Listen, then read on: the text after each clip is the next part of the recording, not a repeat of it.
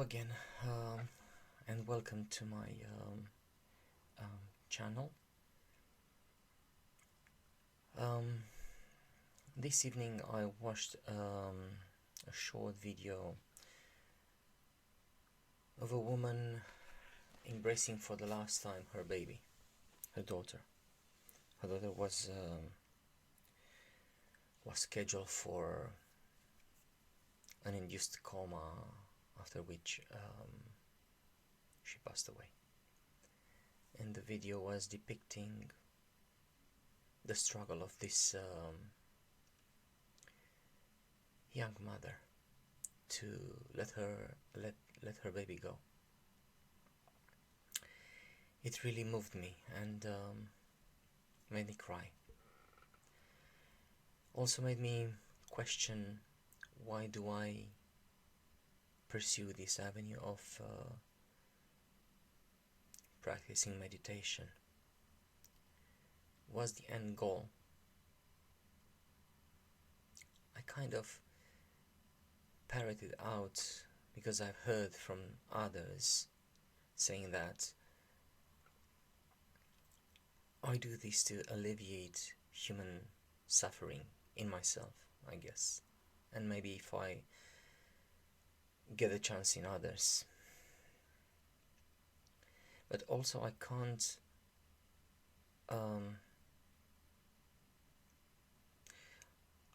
hide myself from the feeling that, oh, what if I'm just shutting down my emotions?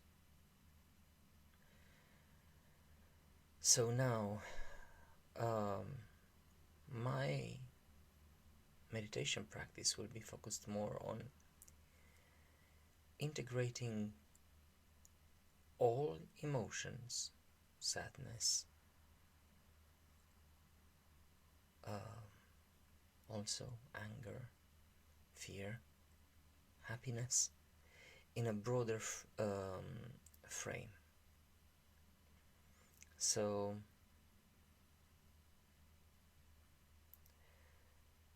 to me it doesn't make sense to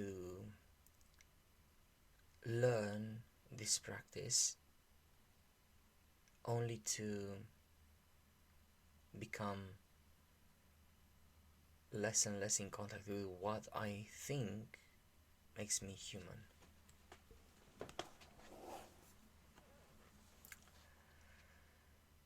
And only time will tell me if this is the right decision.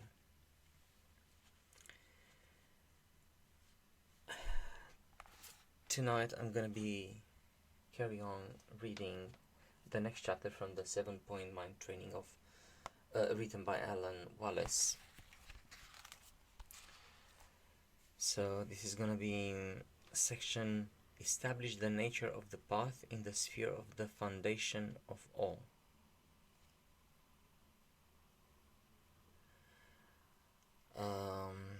Of the second chapter.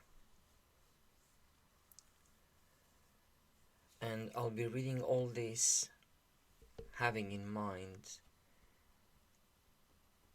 the things I've just said before. I'd like to alleviate human suffering in myself and others if possible, but by integrating, finding the right place for all emotions, and not by just shutting myself down and just dissolving everything into a huge nothingness. I'm challenged by this idea that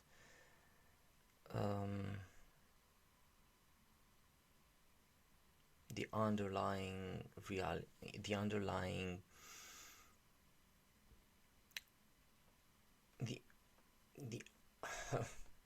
what I'm sorry for my stutter, but it's difficult for me to accept that this reality comes from nothing. I can't even imagine this nothing. It's still a word, at least, a label. It's a significant, and I don't understand what is the signifier.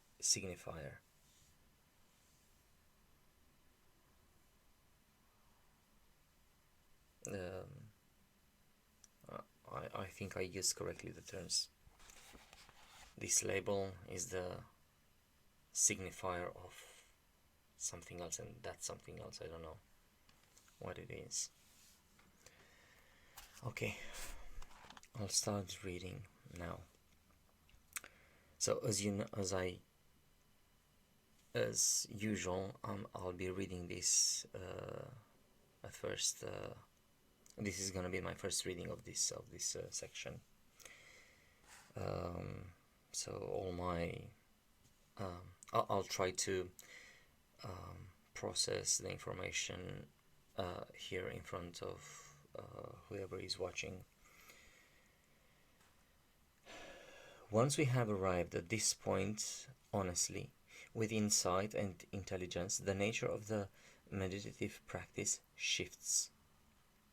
Now we free the mind of the conceptualizations we were using before, free it of any kind of ideation or discursive thought, any conceptual grasping onto past, present, or future. The mind relaxes in the nature of non-grasping. Makes sense? And yet we maintain a state of vivid clarity, free of dullness or agitation. I accept the idea that there is such a state, there is such a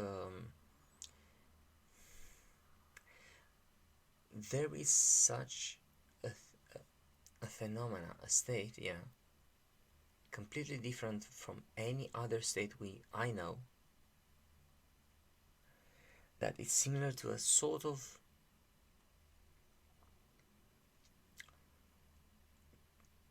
non-conceptual, non-emotional stillness, I don't know, unity. This state is what Chekawa identifies in this next verse. The nature of the path is our own mind, and the foundation of all is shunyata, or emptiness.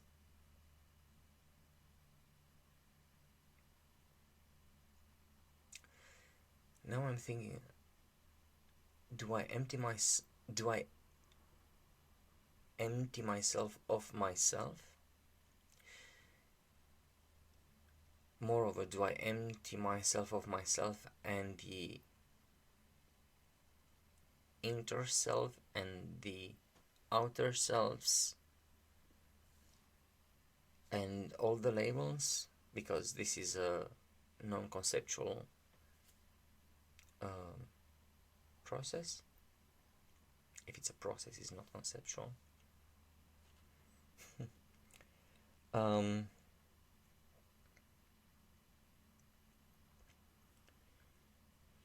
The ontological foundation or absence, therefore, I'll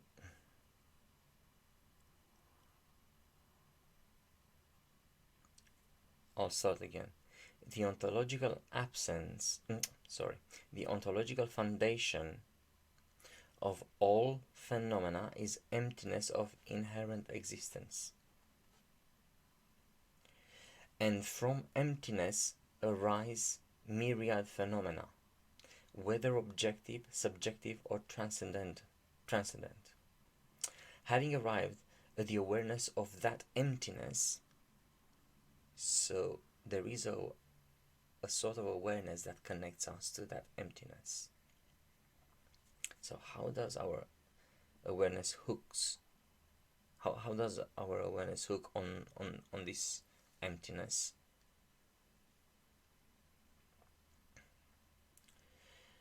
So, having arrived at the awareness of that emptiness, you then abide in it, free of conceptualization, with the mind at rest, without tension but with vivid clarity.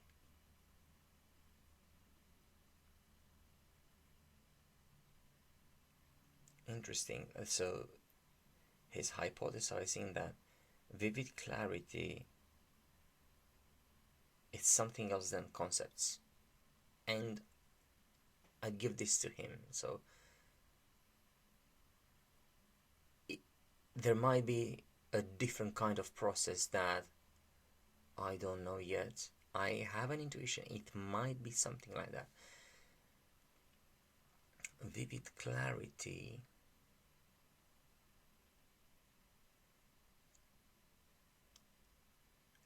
Is it a similar process to thinking out of the box? Is like no longer being constrained by not concepts but the conceptual frame. Okay, I don't know. When conceptualization eventually starts to creep back in, the author advises us that at that at that very moment to direct our awareness to awareness itself. So if we start using our concepts again, we focus our attention on awareness, on it, awareness itself. How is it to be aware?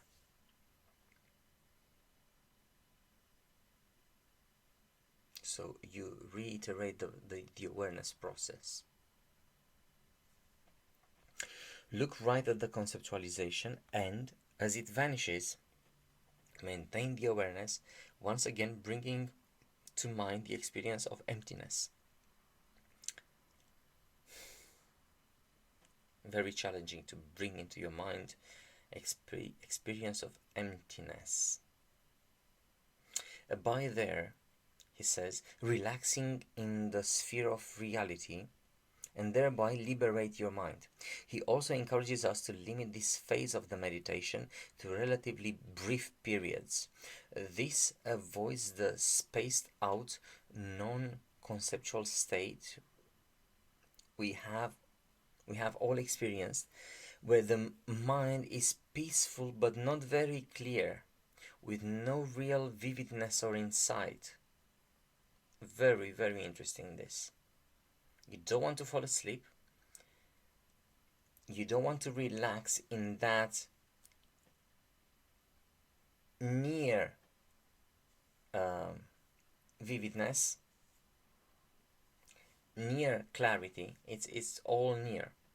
You don't, if you fall asleep, this is just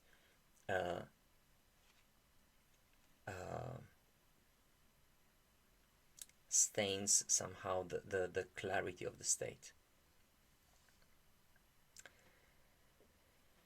We may also return to the more analytical investigative meditation, arrive once again at the insight, and then again enter the non-conceptual, non-grasping state of awareness. During one sitting, we may have numerous short periods of this meditative equipoise.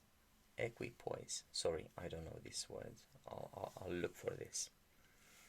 It's time to ask why we should do any of the preceding. Even if the world is illusory in nature, even if objective, subjective, and transcendent phenomena do not exist intrinsically, why should we do any of this? In other words, what's in it for us? The answer is the solution to a fundamental problem. Our minds are not a blank slate without ideas and assumptions regarding reality, our own existence, the nature of our minds, and our environment. On the contrary, we intrinsically sense that phenomena, internal and external, exist in their own right. Okay. So, instinctively, we sense that all these have their own intrinsic existence, and this causes problems. So, because by default we think, oh, everything has intrinsic existence, and my other spiritual upbringing, which is Orthodox, would say the same. So I think everything has its own spirit, contrary to the Buddhist perspective. Anyway, let's move on. Um, for example, let us bring to mind someone we really despise. Now see if our mind isn't grasping that person as an entity in his own or her own right, intrinsically existent, totally independent, and ultimately responsible for his or her own actions. See if we don't also do the same thing for ourselves in response to the question, who am I? There naturally arises a sense of I am, a sense of identification with something that apparently exists intrinsically. In other words, we are not merely ignorant of the nature of reality, but actively, day by day, and moment by moment, we are misconstruing the nature of reality. We see things as isolated and intrinsically existing. Intrinsically. So, I like to I like to think that we have some sort of layers, and if on layer A everything is the same, so there is no differentiation. If we transition to another layer, if we jump to another layer, this transition may undergo to a transformation that would filter out, would just act as something that would uh, um, cut out from the fabric of the first layer some individualities. So I it's like if you see me, you think, oh, this is me.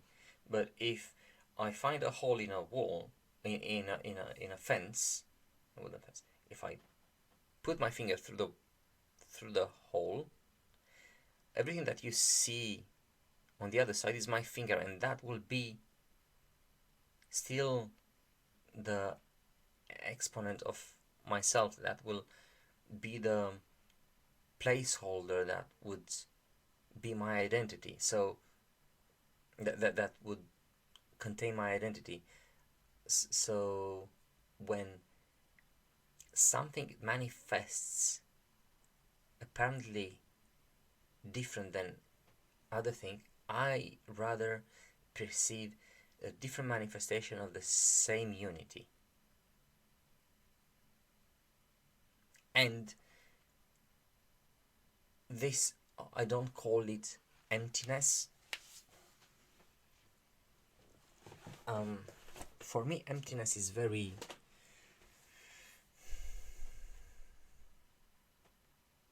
it's challenging.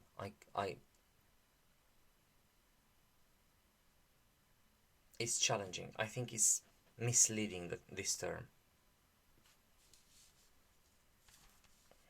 But I think so many of us would face similar challenge, so that's why I record my comments and my reactions to these texts. I find them valuable as well. Like um, I by default I believe they work. This technique, and I'm curious to see whether I could get the gist of this method and I can implement something in my life. Anyway, let's move on.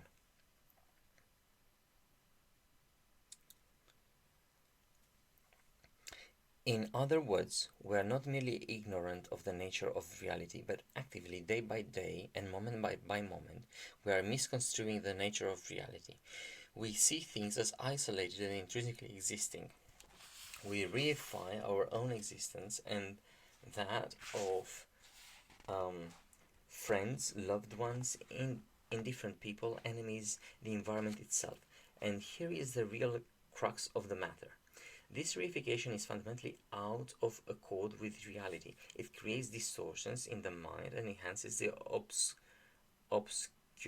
obscurations that shroud the Buddha nature.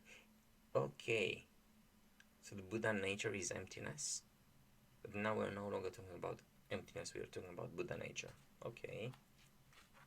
Okay, this is something, is no longer nothing. Or emptiness. In practical terms, it is because of this grasping onto intrinsic reality that a false sense of self arises, as well as the myriad mental distortions that are invariably based on this reification.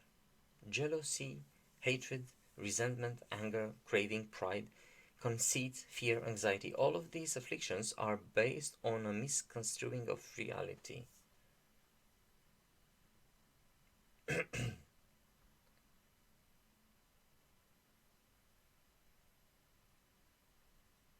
I almost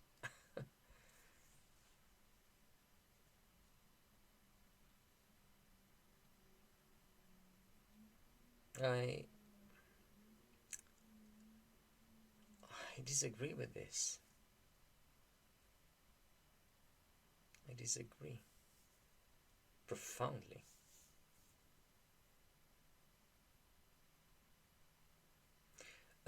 My disagreement is if you use different colors for a painting, are the colors taken separately less real than the painting?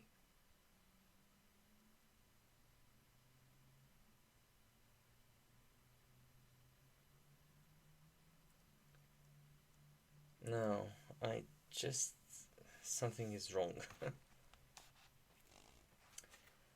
Let's move on. Such reification is the fundamental affliction of the mind,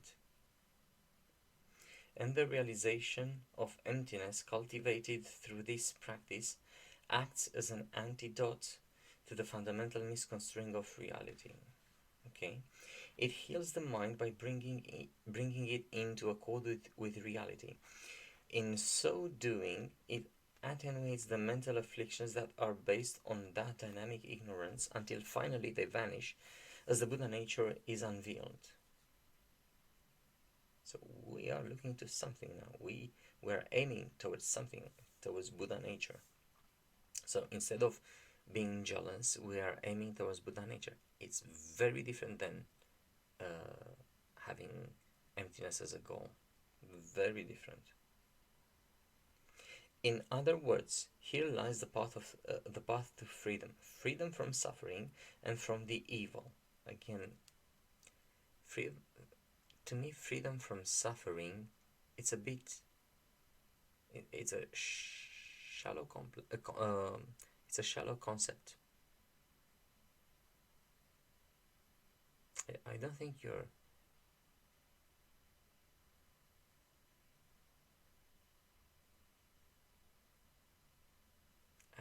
I think it's a different fine tuning, and suffering, you can't, if you disconnect completely from suffering,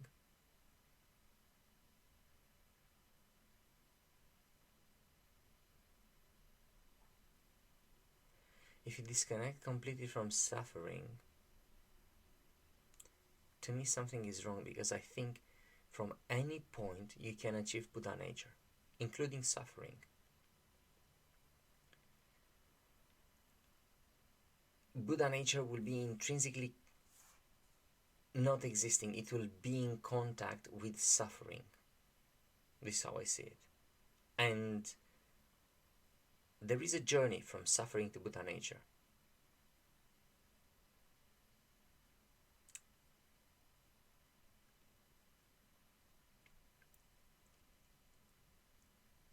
Buddha nature is not about denying the origin, where you started from.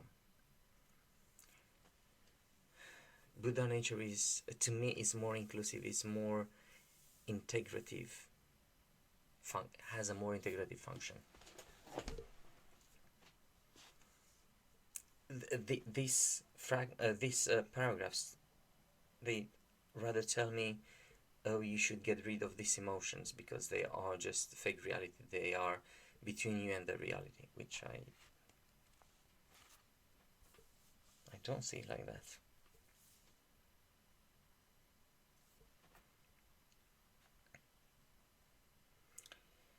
So, freedom from suffering and from the evil, unwholesome actions that arise from mental afflictions. That is the reason for the practice, and it is a pretty good one. Sounds very noble, and I think it is. We are coming now to the end of the meditative practice for cultivating the realization of ultimate truth. Seshibwa instructs us at the end to set aside the subject of meditation. Then, assuming we really believe that this practice is an authentic means for realizing ultimate truth and not just speculative philosophy, he encourages us to cultivate great compassion for those who lack such realization. Whether they are white collar or blue collar workers, scientists or religious believers, many of even the most educated and intelligent people grasp unquestioningly onto the intrinsic existence of themselves and other phenomena. And in so doing, they cultivate the bed of mental afflictions from which grow unwholesome actions and the suffering that ensues. So, Seshibwa suggests that we meditate on great compassion for those who lack such realization, dedicate this practice to them with the hope that we may lead them skillfully to deeper and deeper truth, healing them of mental afflictions. Finally, he suggests that we relax if we have been sitting cross-legged or in full lotus position, and he encourages us to end with a devotional practice such as the seven-limb devotion. Okay, I don't know anything about this. A devotional practice is very appropriate for the conclusion of a meditative practice, wonderfully merging compassion with wisdom. In studying science or philosophy at a Western university, we are encouraged simply to apply our intellect to solving problems. Great emphasis is laid on reason, encountering paradoxes and solving them, and increasing our intellectual insight. But the study is devoid of a spiritual context without devotion or reverence.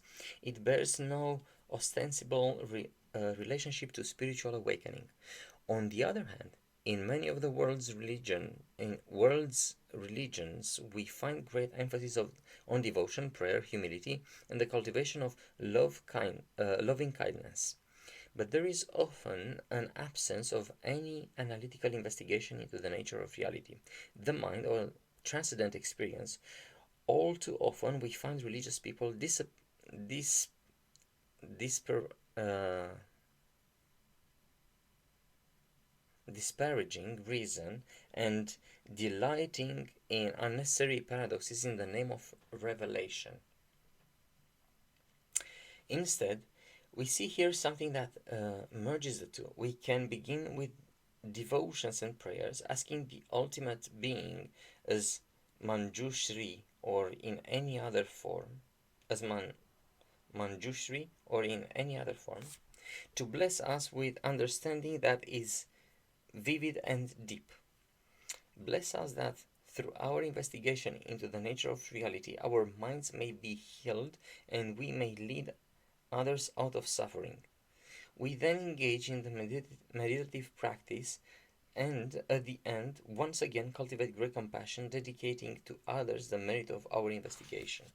And finally, more devotional practices complete this sublime marriage of wisdom and compassion. Again, I emphasize that we should not accept these practices like a baby swallowing pablum, God knows what that is, simply because the verses are written as scripture. The Buddha himself is recorded as encouraging his followers to accept his teachings, not out of faith in him, but to test them as a goldsmith would test gold that he is considering for purchase. Test these teachings in every way possible because these are not cheap. They are not cheap.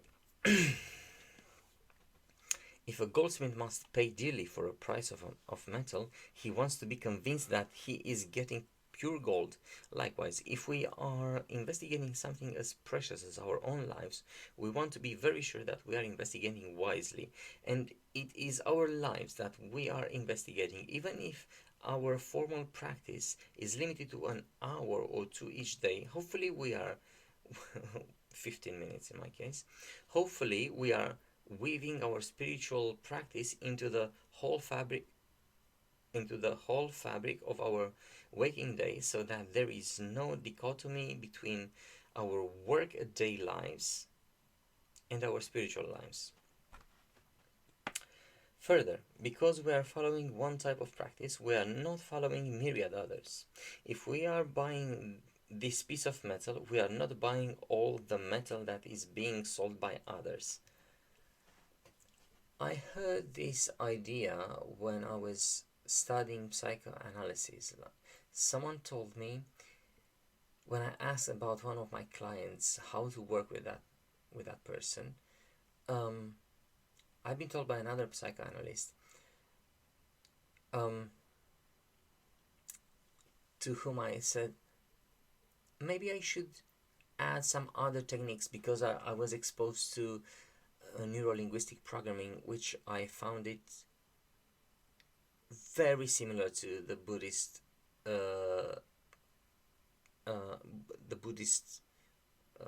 mind frame. And that person told me, oh, if you can't help your client by using psychoanalysis, this means you did not understand psychoanalysis. And that sounds so wrong in my mind. Like, really? Would that mean that?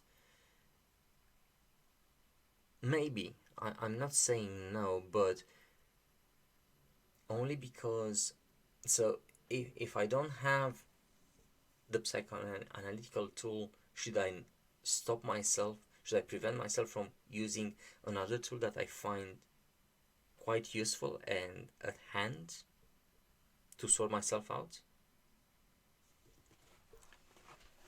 This is a sort of idealizing the method and losing your focus on your goal. Like, you want to achieve something. The method sometimes is useful because it will localize you on the map. You will be able to actually see what kind of resources you're not using. What did you do wrong by abiding to one single method? It might be useful, but I don't see why not to work in an integrative way. Like, use your own inner filter and your inner integrative function. And I do believe deeply in this, that we have the power to integrate from different religious traditions in a very personal way.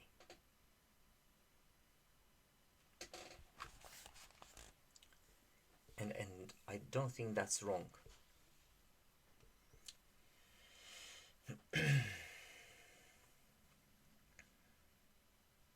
For this reason, any qualms we might have concerning this practice are to be acknowledged, bringing them from front and center, even writing them down. We may pick up other books on the topic to see if we can dispel some of our doubts on our own.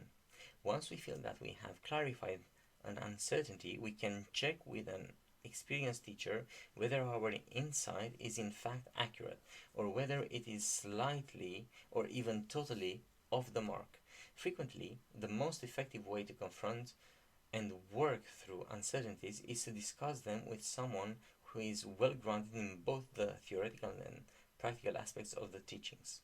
Discuss them with an open mind and without fear, not feeling that we have to contort our views into something established, into some established pattern. A deep faith in Buddha Dharma expresses itself as an intelligent faith. The end of this section. So,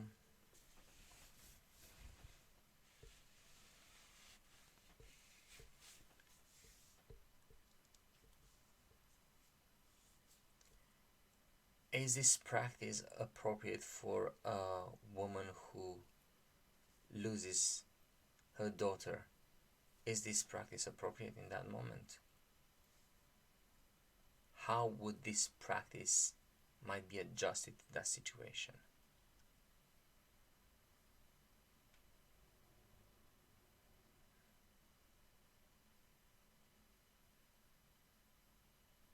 I think there is enough to it, in the sense that there are enough resources and tiny tweaks of the method that might make the method appropriate for the 7 points mind training method, that might be turning this method into something more appropriate to this to a mother in this situation. So I think there are ways, and definitely a Buddhist practitioner with a long experience would just, yeah, he would be humane with such a mother. Okay, I'm gonna start the timer.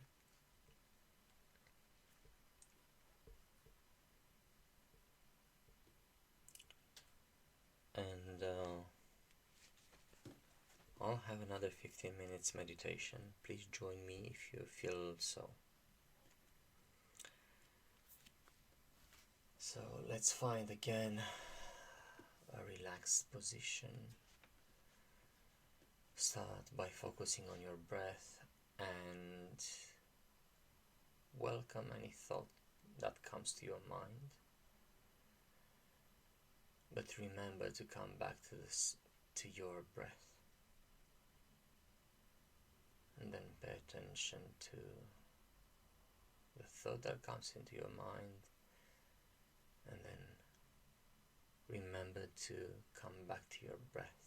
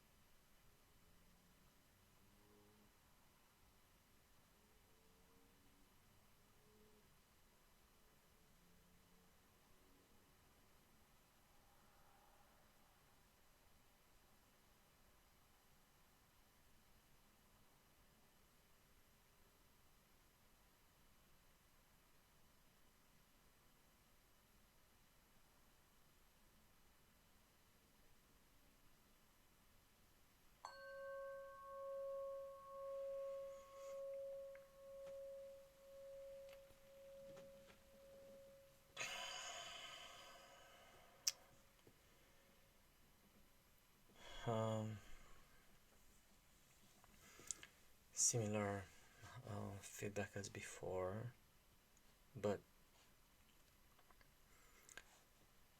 a bit different. So I started quite abruptly. I started to relax. I really went deep into relaxing and clearing the cluttering images, thoughts, sensations in my body quite quick. But then I started to relax too deep, more and more. Yeah, almost nodded. I think once or two times. And after I starting being drawn towards falling asleep, my body started to become to feel some discomfort. I felt like I had to move my hands, my legs, and then I saw myself. I had quite at some point I had a few interesting images, like again things were something in relation to that intrinsic nature. I saw in myself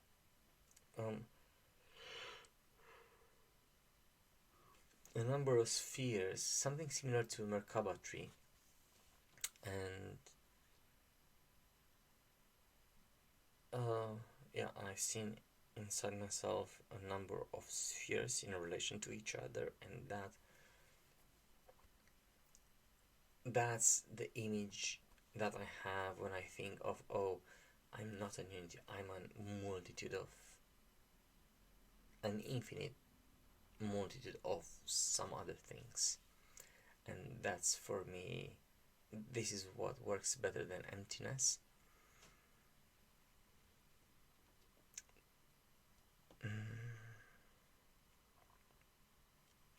Yeah, and by the end of the meditation, I felt quite tired. I really wanted to go to sleep, which I'll be doing in the next 5 minutes. So thank you for watching me, my video, my elucubration, skip it. So thanks for watching, and I'll be back tomorrow. Have a good night, wherever